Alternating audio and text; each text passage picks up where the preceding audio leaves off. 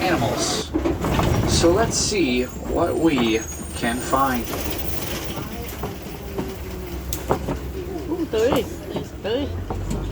Over on the left-hand side, you'll see a couple of bongos up in the trees there. The bongos have pretty amazing features. Their vertical stripes are a form of active camouflage. It makes them harder to see when they're moving through the forest rather than when they're standing still.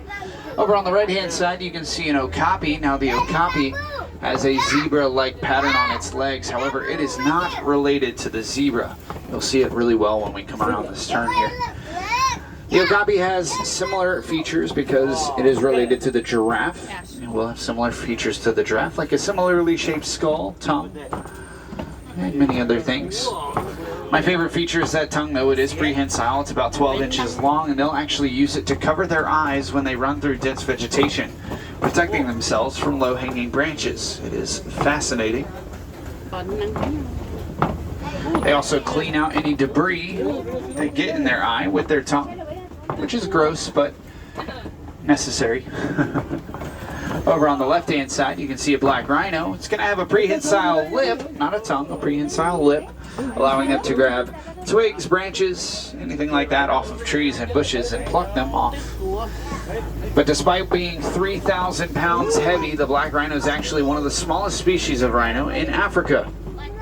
And on the right, you're going to start to see the greater kudu. They're kind of like the deer of Africa. They also have vertical stripes, and these are females as they do not have the horns.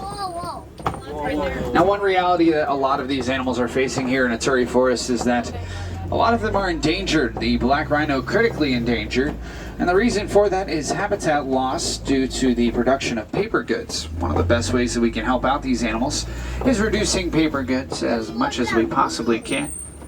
The consumption of paper goods is destroying forests all around the world, leaving animals like the ones on the left without a home. Those are saddle-billed storks, the black and white birds there. Saddle-billed storks do have a wingspan that is as wide as the canopy above your head.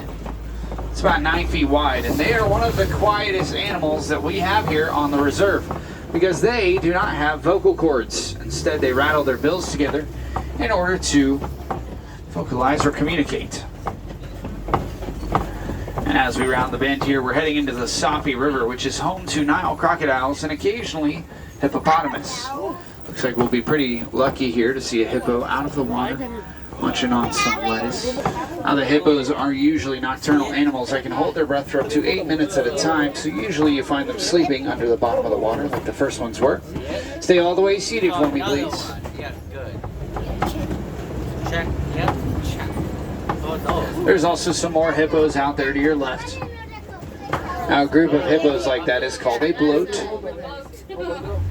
They're going to weigh close to 4,000 to 5,000 pounds, allowing them to actually along the bottom of the river with ease.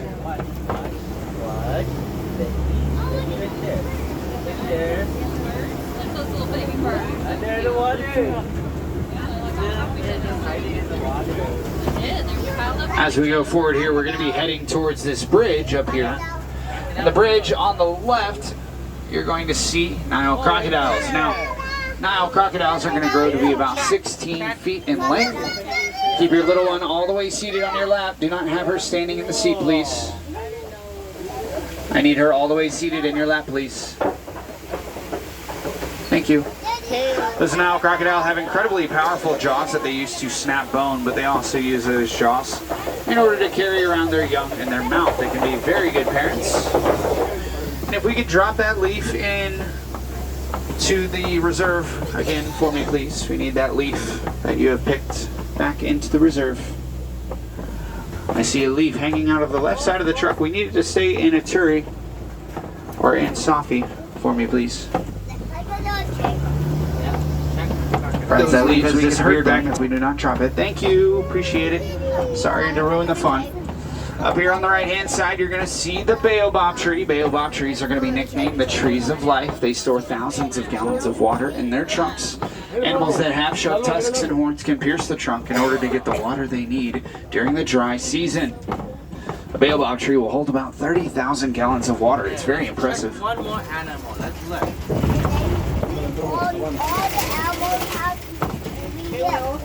Now we're going to be entering the savannah. This is the savannah overlook. Yeah, you need a lot of stars. And money. Yep. Yep. Coming. They're coming. On the right. Now over there on the right, you can see a wildebeest. Yeah. Wildebeest have those vertical striping patterns that are very impressive. However, wildebeest don't have stripes. Instead, wildebeest have sweat glands in between their rib cage. So whenever a wildebeest sweats, the moisture will actually cause those lines to appear. That's crazy. These animals right here are zebra, but they're an interesting species of zebra. They're the Hartman's Mountain zebra, and if you look really closely at their hind legs, you're going to notice several very large, wide stripes.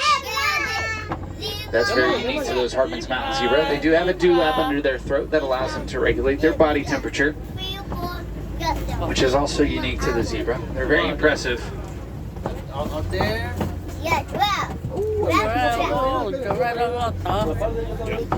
Now over on the right, you're going to see a Maasai giraffe, but if you look to the den on the left, you can also see the painted dogs. The painted dogs are hanging out in the den there. They're the most successful hunters in all of Africa. They are related to the wolves. Stay all the way seated for me. They're very impressive. They're actually the most successful pack hunters in the entire world. See some more Maasai giraffe up here on the left again, and some sable antelope back there to your left as well. Wow. Now, Maasai giraffes stand 16 to 20 feet tall. Coincidentally, they're also going to eat for 16 to 20 hours a day. They have 4 stomachs, so they're constantly eating. They have a tongue that's about as long as your forearm. The tongue is a dark coloration. It's about 18 inches long, and the dark coloration helps them prevent sunburns, as they will use their tongue literally all day long.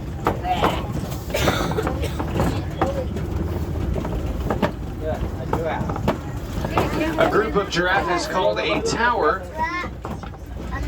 A group of giraffe that's afraid is called a tower of terror.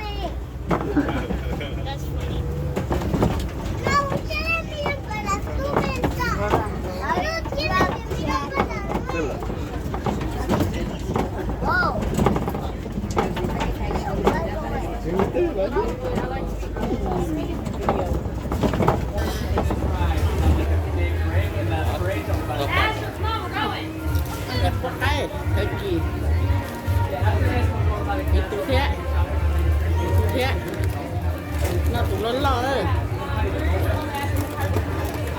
Nó có tà ơi.